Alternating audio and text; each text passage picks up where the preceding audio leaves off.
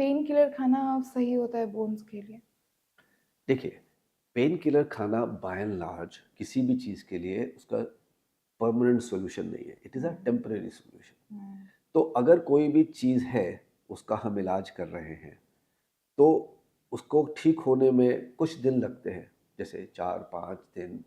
तो उस ड्यूरेशन में या तो हम दर्द से पीड़ित रहें, जब तक वो ठीक होगा, या उसके लिए पेन किलर लेकर के टेम्परेरीली उसको कंट्रोल में कर लें, और फिर जब तक जो मेन ट्रीटमेंट है उसको कंट्रोल करें। जैसे मान लीजिए किसी को गाउट हो गया, हुँ, यूरिक एसिड बढ़ गया, तो हुँ, उसके लिए जो यूरोकोसोरिक दवाइयाँ होती हैं, जैसे फ्यूबोस्टैट है या एलोपेरिनॉल है, उनको काम करने में 2 या 3 दिन लगते हैं।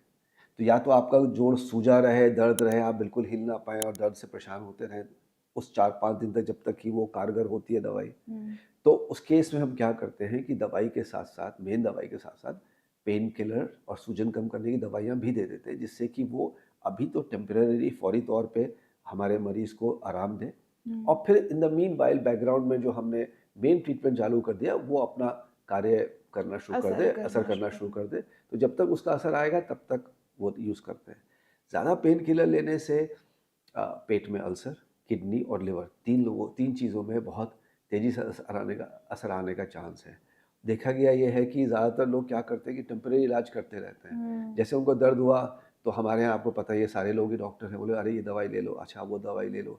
और जो दवाई जितनी जल्दी से आराम लाए वो उतनी ही अच्छी दवाई मानी जाती है। हुँ, जबकि फैक्ट ये है कि जो बहुत जल्दी लेके आराम देती है वो बहुत तेज़ और बहुत प्रॉब्लमेटिक दवाई भी हो सकती है, क्योंकि वो जितनी तेज़ी से दर्द को कंट्रोल करती है, उतना ही वो बॉडी को नुकसान पहुँचाने की क्षमता रखती है। हुँ, बट हम ये सोचें कि जिस दवाई लिया उससे हमारा बिल्कुल ठीक हो गया और एक ही दिन में ठीक हो गया, तो वो दवाई ज़्यादातर स्ट्रॉन्ग दवाई मानी जाती है, और स्ट्रॉन्ग दवाई बहुत ज़्यादा लेना हमेशा प्रॉब्लमैटिक हो सकता है। इसलिए कोशिश ये करें कि कम से कम पेन किलर्स लें और अपने आप ट्रीटमेंट या किसी केमिस्ट से पूछ के ट्रीटमेंट करने की कोशिश ना करें। एट द सेम टाइम मैं ये भी कहना चाहूँगा कि हाँ, 1 आध दिन तो आप कर सकते हैं, क्योंकि हर दर्द के लिए हम डॉक्टर के पास नहीं जा सकते। तो 1-2 दिन तो करके देख लीजिए, कोई बात नहीं है। लेकिन अगर कोई भी दर्द 4-5 दिन से ज़्यादा चले जा रहा है, उसके लिए आपको बार-बार पेन किलर लेना पड़ रहा है, किसी भी कारण से हो, चाहे वो हड्डी से हो, पेट में हो, कहीं भी हो, तो उसमें फिर मेडिकल ओपिनियन ले लेना चाहिए, जिससे हुँ, कि हम मेन प्रॉब्लम को कंट्रोल कर सकें, ना कि हम सिर्फ़ ऊपर-ऊपर से उसका इलाज करें। ओके। अच्छा, कैंसर की आपने बात की और आर्थराइटिस की भी बात की। इसका कोई कभी सॉल्यूशन परमानेंटली निकलता है? देखिए, अब जैसे-जैसे टाइम बीतता जा रहा है, हम बेटर होते जा रहे हैं। बट अगर आप सोचें कि क्योर है इसका कोई, क्योर का मतलब है खत्म हो गया, हुँ, तो वो अम, अगर हम कैंसर की बात करें, तो अब सारे कैंसर एक से नहीं होते हैं। हुँ, कई सारे कैंसर होते हैं जो बहुत ही हल्की वैरायटी के होते हैं, अच्छी वैरायटी, अच्छी से मतलब है उतने खतरनाक या उतने प्रॉब्लमैटिक नहीं होते हैं। ठीक हो सकता है। उनमें इलाज करके ठीक हो जाता है आदमी, कि क्योर हो गया मीन्स उसको हम लोग क्योर नहीं बोलते, उसको बोलते हैं कंप्लीट रेमिशन, मतलब पूरी तरह से कंट्रोल उसका। ओके। अब वो कहीं पर भी बॉडी में अपना कोई वो खराब इफ़ेक्ट नहीं दिखा रहा है। तो वो मेरे हिसाब से अप टू 15 टू 20% हुँ, ऑफ द प्रेज़ेंट आज की ज़िंदगी में जो हमारी वो हैं कैंसर हैं, 15 से 20% ऐसे हैं जो कि हम जिनका कि हम कंप्लीट रेमिशन में ला सकते हैं। लेकिन अभी 80% अभी भी ऐसे हैं जो कि कंप्लीट रेमिशन में नहीं लाने है। में दिक्कत है।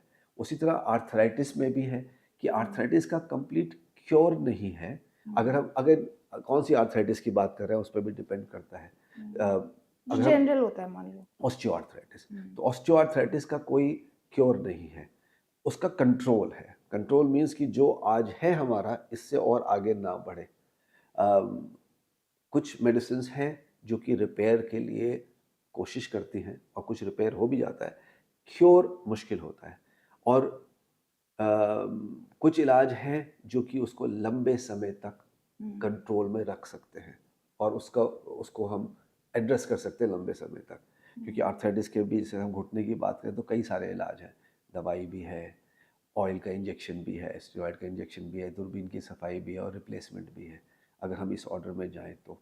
तो रिप्लेसमेंट 15-20 साल तक उसको आपको दर्द नहीं होए, उसके लिए काम करता है।